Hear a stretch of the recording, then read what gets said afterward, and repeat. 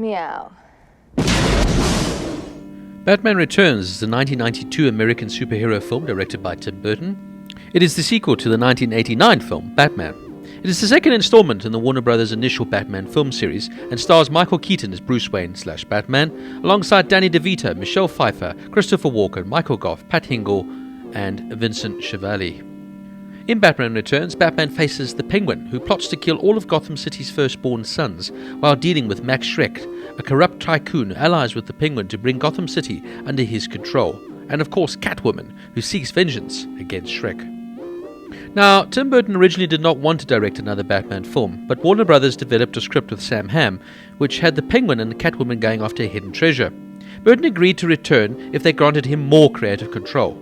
This included normalizing dialogue, fleshing out the Penguin's motivations and master plan, and removing scenes due to budget concerns. Now, Annette Bening was originally cast as Catwoman, but she became pregnant and was replaced with Michelle Pfeiffer. Now, Pfeiffer had already auditioned for the role of Vicky Vale in the first Batman movie, but Keaton was against it, saying it would be awkward, as the two were currently dating at the time. Other actresses considered for the role were Susan Sarandon, Meryl Streep, Brooke Shields, Demi Moore, and Nicole Kidman, who of course ended up playing Chase Meridian in Batman Forever. At one stage, even Madonna was considered a favourite for the role. Now, Danny DeVito was chosen for the role of Penguin, after he was suggested to audition for the role by his friend Jack Nicholson, who of course played as Joker in the first film. According to DeVito, it was a 4.5-hour makeup process getting into costume. He said he got it down to 3 by the end of the shoot. Dustin Hoffman was the first choice to play Penguin, but he declined to play a part in the movie. Other actors considered for the role were Marlon Brando, Bob Hoskins, and even Phil Collins. Finally, we had the original character, Max Shreck, played by Christopher Walken, a wealthy businessman and industrialist. The character was created by writer Daniel Waters, and named in joke after late German actor Max Shreck, who starred as Count Orlok in 1922's Nosferatu. Apart from this, Shreck fulfills what would have been Harvey Dent's role, with his two-faced persona slowly surfacing. But Billy D. Williams, who'd played Harvey Dent in the 1989 film, refused to partake in this one. Originally, singer David Bowie was previously considered to play the Joker in the first film, was in contention for the role of Shreck, but declined it in order to appear in David Lynch's Twin Peaks' Fire, Walk With Me. According to casting director Michael Dougherty, Burton was initially hesitant to cast Walken as Shreck on the basis that the actor scared him. Now, Batman Returns for me is a much better film than the first Batman. I loved the casting of Michelle Pfeiffer as Catwoman, and I felt she suited the role perfectly. Her poise and femme fatale qualities perfectly captured Catwoman on screen. I also found that the chemistry she had with Keaton was great, not surprising that they had been dating. And for me, it was her role that really made the movie.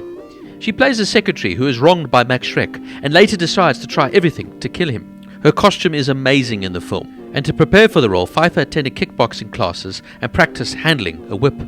I also loved the love story between her and Batman. It plays out perfectly as it does in the comic books.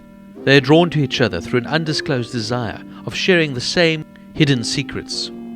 Both wearing masks in the day as Bruce Wayne and Selina Kyle, and then revealing their true selves at night. The attraction is tangible as both Bruce and Selina are drawn to each other, but they don't quite know why, trying to partake in a normal day-to-day dating relationship. But then as Batman and Catwoman, their attraction is even more heightened, even though neither knows who the other one really is. And I love the ending of the film as it plays out like a perfect Shakespearean romance. Tragic and beautiful. The Catwoman character has always been a complex one. She is not pure evil, but she's not pure good. And her relations with Batman have always fascinated me throughout the comic book canon. For me, Keaton's portrayal as Batman in this movie is far superior as well compared to his first take on the Caped Crusader. He just seemed more comfortable with the role and seemed to understand the finer nuances of playing Batman. And Danny DeVito was great as Oswald Cobblepot, or otherwise known as the Penguin, albeit a different take from the usually upper-crust, well-spoken crime lord. In this version, he is a psychopathic, deformed man abandoned by his parents when he was a baby, and he was raised by penguins in an abandoned zoo. He returns for revenge 33 years later as the leader of the Red Triangle Circus Gang after being cheated by businessman Max Shreck. Now, albeit quite outlandish and very different take from the Penguin in the comic books, I just somehow found I liked this version, and I quite enjoyed the way Danny DeVito, who usually was known for his comedy roles, brought this psychopath to life. I loved this film's darker tone, and it felt more respectful to the Batman character. It felt more real, even with some zany bits interspersed in between.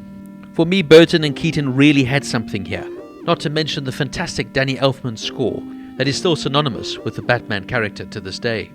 And albeit the Batmobile looked fantastic in the first film, in this film it plays so much of a bigger role, and it adds to the iconic aspects of the Batman character. Batman Returns grossed $266.8 million worldwide on a total budget of $80 million and received positive reviews from critics alike. The only problem was Warner Brothers didn't like it. It got a PG-13 rating and was criticized due to its dark tone and violence, as Warner Brothers wanted Batman to be more family-friendly. McDonald's even shut down its Happy Meal tie-in with Warner Brothers because they felt the film was too serious. So Warner Brothers decided to move in another direction. And unfortunately, Burton and Keaton would never make a Batman film ever again. With the film's darker tone, the fantastic story between Catwoman and Batman, the different and interesting take on Penguin, I just found I enjoyed this film far much more than the first Tim Burton take on the Batman character. Albeit though it had some of its wacky moments still. Batman Returns gets an 8 out of 10.